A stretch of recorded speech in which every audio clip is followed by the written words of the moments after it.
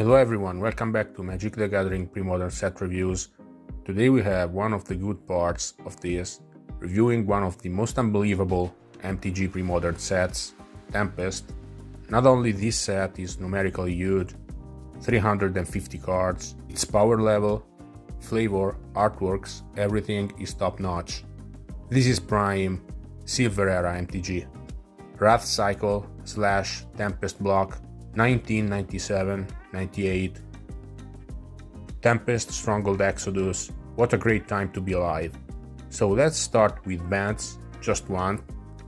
Earthcraft, which was banned in Legacy for years because it creates infinite loops, just like with Squirrel Nest, so we take this ban as go spell. Tempest has so many non-basic lands. You have two cycles. One is pain lands, but they enter the battlefield tapped. These are meant for limited formats. The other is lands that produce either colorless or one of two friend colors. The drawback, this kind of land will not untap during your next upkeep. These lands aren't particularly good, but they sometimes see play, like one copy, simply because they enter the battlefield untapped. Then there are 6 more non-basic lands, we save those for later. Creature types, we have Slivers, very nice stuff. We'll see more in this block. Tempest has the monocolored Slivers, Stronghold has the multicolored, and there are some rogue Sliver decks in Premodern. We also have Licids, we'll see more in Stronghold and Exodus. Reprints, Circles of Protection, classic cards like Counterspell, Power Sink, Dark Ritual, Disenchant, Rampant Growth, Stone Rain, Tranquility. Tempest introduces Buyback cards. Great mechanic, even though Premodern doesn't reward it, at least for now, format is just too fast. So let's start from letter A, just like usual. Aftershock, this card isn't necessarily great, 4 mana, 3 damage to you, but for red, this is quite unique. You get to destroy any land, artifact or creature, so any creature. Red usually struggles against big stuff.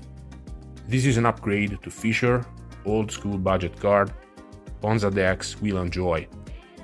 Altar of Dementia, this is a combo card of course, Phyrexian Devourer, Tinkerfling combo, or just 2 copies of Bladewing the Reason, or Karmic Guide, 2 copies again, but mostly Tinkerfling combo.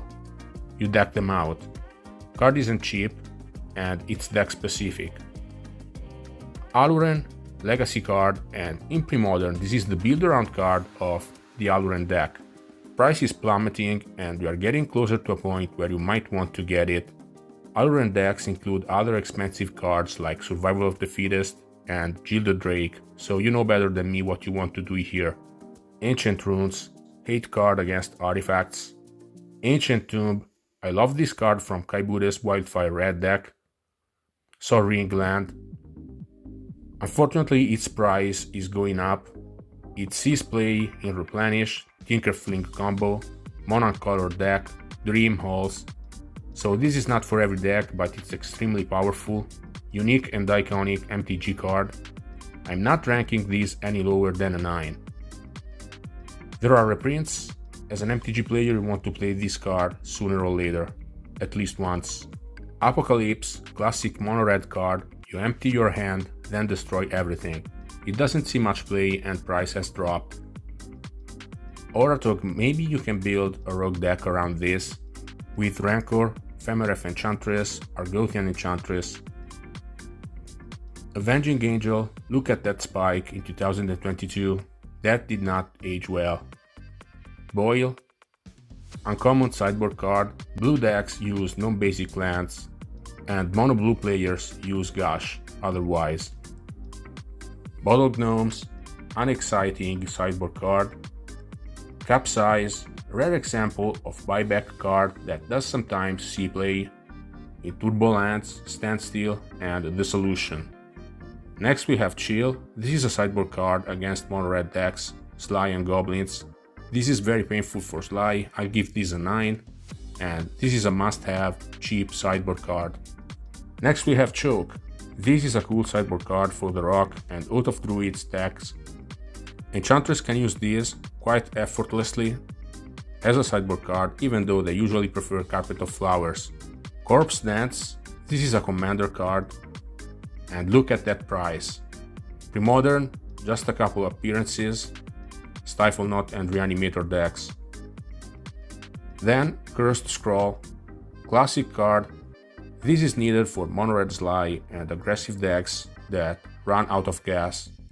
Just like mono black, you empty your hand and this card can finish your opponents. Great for playing around Circle of Protection red and creatures with protection from red. Price has been going up for quite some time and it's now spiking. Get your gold border versions now. Healthy Horror and Slayer. I just mentioned mono black.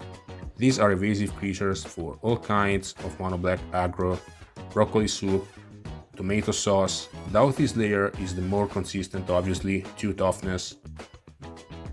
Diabolic Addict, classic black removal, playing around Shroud and protections. There are reprints, easy to get. Dismiss, nice counter magic, high CMC cost, best used in Dreamhold decks. Eladamri's Vineyard, another 2022 spike gone wrong. And next we have Eladamri himself. Eladamri, Lord of Leaves. Wow, look at that price chart. Well, this doesn't see play and that's too bad. Giving Shroud to every elf looks cool on paper. Emerald Medallion. Medallions discount the price for spells of a given color. Blue is the only relevant in Premodern, it sees play in Mono Blue Storm. Reprint is quite cheap, and yeah, they are reprinting literally anything. At least, anything that is not in the reserved list. Ertai's Meddling, almost playable card, 1 colorless, 1 blue, postpone a spell. If you're about to combo off, this is okay, but I would rather use Memory Lapse or Arcane Denial. Extinction, nice card, but it doesn't see play, 5 mana is a lot, and Infest usually is enough. Field of Souls, perhaps this can see play in the sideboard of a white weenie deck, soldiers, whatever. Flickering Ward, this can be used in live, turnabout face decks. Furnace of Wrath, this doubles damage, funny card. Furnace of Wrath is nice, but casting mana cost is just too high. When this enters the battlefield, party is already over. That's too bad. Ghost Town, non-basic lands are always interesting, but it's hard to find the news here in Premodern. Maybe Stasis decks, but this provides colorless mana only. Goblin Bombardment is meant for combos with double Bladewing the Reason or Karmic Guide.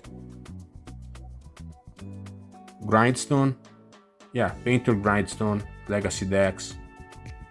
Not a Premodern card. Henna's Custody, interesting card. Giving Shroud to every artifact, possible use in mono-colored decks. Havoc, this card doesn't see play but it's funny, anti-white. Next we have Heart Sliver, this is one of the best, giving haste.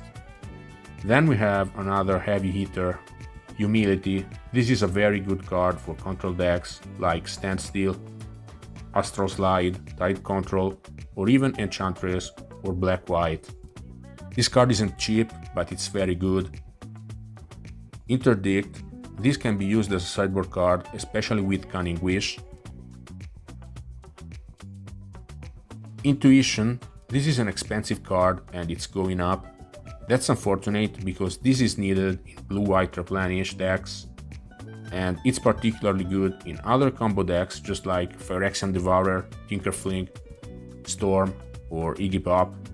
It sees play in Psychotog and Madness as well. Wide impact.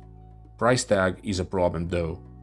Win a tournament, get these as a prize. That's a good strategy. Jackal Pup, standard 1-drop for mono red Sly. Get a reprint. Jinxed Idol, this one doesn't see play, mono red Sly has better things to do. Kindle, not a super terrible card, but in the typical short mono red Sly game, this is just 2 damage for 2, so even something like Volcanic Hammer is better. Legacy's Allure. This is a control magic for small creatures. Unfortunately, it's based on power rather than mana cost. Ledger Domain, another failed control magic. Next, Light of Day, great sideboard card against black. However, black is not dominant in Premodern. This card can see play in Standstill, White Weenie, and Enchantress. Living Death, great iconic card. Clerics, Wingblade Reanimator, and Zombies can use this. Lobotomy, this is a great blue-black spell, destroying combo decks. Psychotog immediately comes to mind, but Haunting Geckos is usually preferred. Lotus Petal, this is a card for combo decks that want to end the game quickly, so Iggy Pop, Storm, Reanimator, Phyrexian Devourer Thinkerfling, Angry Ghoul, Dream Holes, Life, Dragonstorm. This card is relatively expensive, so I would prioritize other stuff. If you are a combo player, you want to get this. Mana Severance, this is good in Dream Holes. At some point you don't need your lands anymore. Marble Titan, interesting card, proactive wave for stopping Terravor or Phyrexian Dreadnought, Exalted Angel, Phantom Nishoba, you name it. However, it doesn't see play. Meditate, this is deck specific. It sees play in Storm, Mono Blue. Mirror's Guile, this is a common card in Enchantress decks, not budget friendly though. Mog Fanatic, a full play set in Goblins, and Mono Red Sly. Not a super exciting card because damage doesn't go on the stack anymore like in the good old days, but it does its job nonetheless. Muscle's Lever, very nice. Nature's Revolt, I think this is better in other formats. And next, Overrun. This is used in Squirrels, and I think this card is somehow underappreciated. It can be very dangerous. Perish, sideboard card against green. It competes with Dystopia and other stuff like Engineered Plug or Infest. Propaganda, good card. This sees play in Stasis decks or other blue stuff just like Tide Control. Rain of Tears, land destruction. It can't see play in black-white control. Next, Wrathy Dragon. Wow, what a card. Something makes me want to use this in a slide deck. Just one copy. 4 mana is a lot. And you need Mountains for Fire Blast. Reanimate. This is a card for Reanimator decks, obviously. Classic Akroma Phantom Nishoba or possibly Bladewing the Reason. Angry Hermit. Greater Good. Reckless Spite. Destroy 2 creatures. Instant. Very unique. This is similar to Ashes to Ashes, but it's an instant spell and it cannot target black creatures. Recycle. This is sometimes used in Elves. Next we have another non-basic land, Reflecting Pool. Rainbow land for getting access to double specific mana. Unfortunately, this doesn't work for fixing your mana base. You need another active land. And you cannot play these on turn 1 unless you want to skip that turn. Root Maze, great addition to Stasis decks. Then we have some Merfolks. They look good at first glance, but they don't see play. Sarcomancy sees play in black aggressive decks. Zombies, Broccoli Soup, Tomato Sauce. Scalding Tongues, I think this is an underrated card. Mono Red Sly and P-Track can make this work.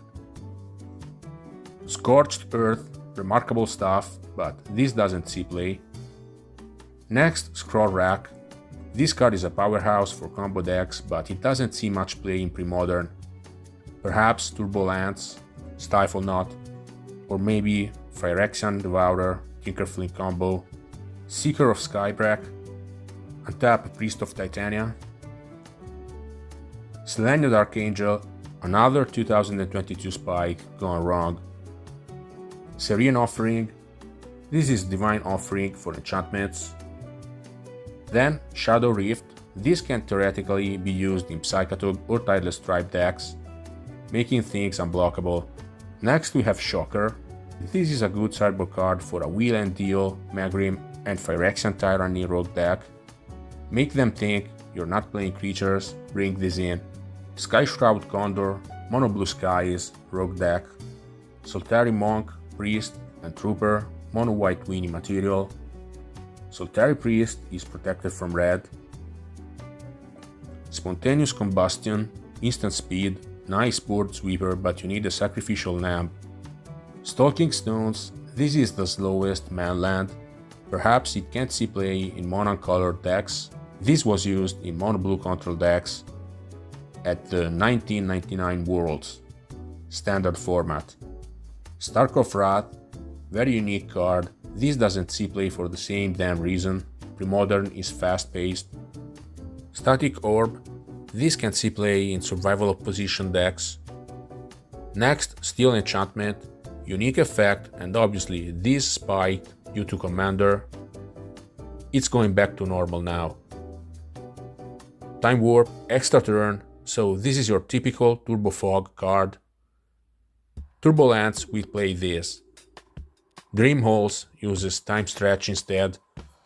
Trade Wind Rider, Survival Trade Wind uses this. Price is now budget friendly, why not? Verdant Force, big creature. This sees play in Reanimator decks, The Rock, and Survival Position. So this big boy is a target for Natural Order. I'm not a fan of Verdant Force in general, let alone in Reanimator decks. It doesn't have haste, it doesn't turn matchups around like Phantom Nishoba, it's weak to removal. However, price is affordable. Warmth is a very good sideboard card against mono red, not quite as powerful as Sphere of Law, but this is just for 2 mana. Cheap card, I would get it. Then Wasteland. This is one of the most important cards in this set. Strip Mine was banned and this became the norm. In Premodern, most decks want to use dual lands of any type. This means that these decks don't have room for Wasteland. On the other hand, decks that can afford to use Wasteland will benefit immensely. Goblins, Terrageddon, Terra Oath, Mono Black Contamination or P-Track, Black White, obviously Ponza. Targets, Jaskradle, Serra's Sanctum, Forsaken City, Ancient Tomb, City of Traitors, Rishadan Port, Dust Bowl, Corhaven, Manlands like Treetop Village or Mishra's Factory, Vordath's Stronghold, and any dual land trying to induce Color Screw. So there are so many good targets. Original print, gold border, reprint, I leave that to you. Whim of Walrath, buyback card, one more spike gone wrong. Then Winged Sliver, nice. Winds of Wrath, this is a Wrath of God that may become one-sided. Interesting sideboard card for a deck like Oratog, looking really good there.